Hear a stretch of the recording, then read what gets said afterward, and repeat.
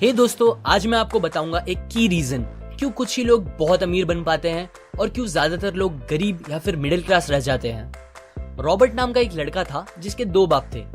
अब आप कुछ गलत मत समझिए, पहला उसका खुद का था पर दूसरा उसके दोस्त का बाप था जिसे वो अपना मुंह बोला बाप मानता था। पहले वाले ने PhD की थी पर दूसरे ने कभी 8th भी पास नहीं की थी।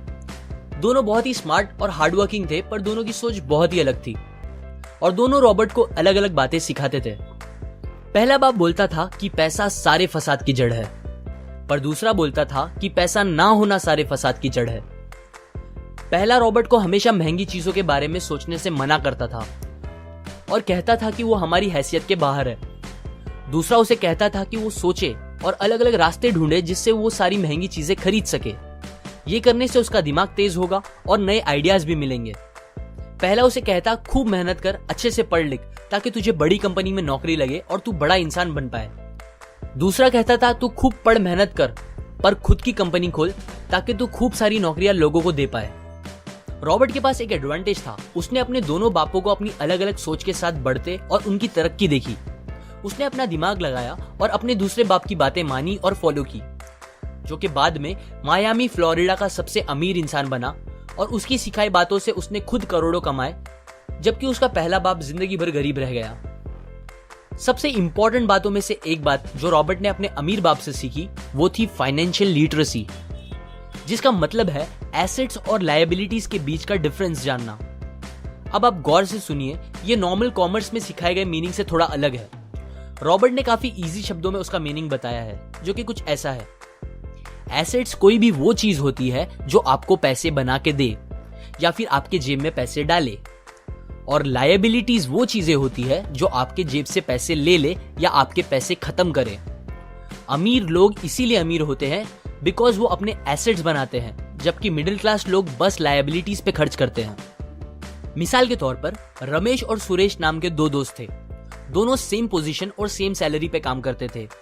जब भी उन्हें सैलरी मिलती, रमेश अपनी सैलरी से नए कपड़े, नए गैजेट्स, नया फोन, बाइक या कार ऐसी चीजें खरीदता था जो उसे अमीर जैसा फील कराती थी। पर वो ये नहीं समझता था कि ये सारी चीजें लायबिलिटीज है जो उसके पैसे उससे ले रही है, ना कि बस जब वो उन्हें खरीदता है तब, बल्कि आगे भी मेंटेनेंस वगैरह के लिए, जिसकी वैल्यू वक्त के साथ कम हो जाएगी और ना ही वो उससे आगे कुछ पैसों का प्रॉफिट देगी। बट सुरेश ऐसा नहीं था। वो ये सारी चीजें नहीं खरीदता था जब तक कि उसके लिए बहुत जरूरी ना हो वो चीज खरीदना। वो पैसे जमा करता था और एसेट्स पे खर्च करता था, जैसे कि स्टॉक्स, बॉन्ड्स, रियल एस्टेट, अपनी खुद की स्किल्स बढ़ाने के लिए या कुछ सीखने के लिए जो उसे आगे और पैसे बना के दे। 2 साल बाद सुरेश करोड़पति बन गया, जबकि रमेश वैसे का वैसा अपनी कम सैलरी को कोसता रह गया और कहता था कम सैलरी उसके मिडिल क्लास होने का रीजन है। एक गरीब इंसान का कैश फ्लो कुछ इस तरह होता है। उसे पैसे मिलते हैं और फिर वो पैसे उसकी जरूरी खर्चों में खत्म हो जाते हैं। एक मिडिल क्लास का कैश फ्लो थोड़ा सा अलग होता है। उसे पैसे मिलते हैं, वो पैसे जरूरी खर्चों और लायबिलिटीज में खत्म कर देता है। इसीलिए मिडिल क्लास और गरीब में ज्यादा फर्क नहीं है। मोस्टली मिडिल क्लास लोगों को लगता है उनका घर उनका एसेट है, पर ऐसा नहीं है। आपका घर आपको पैसे बना के नहीं देता अनलेस आप उसको भाड़े पे दो, जबकि अमीर लोगों का कैश फ्लो ऐसा होता है। उन्हें पैसे मिलते हैं, वो उस पैसों से अपने एसेट्स बनाते हैं पहले और फिर उससे बने पैसों से खर्चा करते हैं। इसीलिए वो अमीर होते जाते हैं क्योंकि उनके इनकम के सोर्स बढ़ते जाते हैं।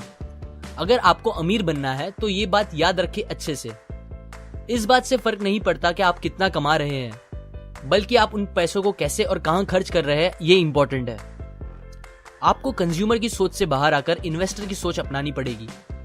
लोग कंप्लेन करते हैं उनकी खराब कंडीशन का रीजन उनकी कम सैलरी है और सैलरी बढ़ेगी तो वो आराम से रहेंगे। पर प्रॉब्लम ये है कि इनकम बढ़ने के बाद लोगों के खर्चे ज्यादा बढ़ जाते हैं, क्योंकि ज्यादा पैसे ज्यादा अच्छी चीजें खरीदने पे मजबूर करता है, जैसे कि एक बेहतर फोन, कार, घर, जो कि सब फिर से बस लायबिलिटीज है जो आपको कभी अमीर बनने नहीं देगी।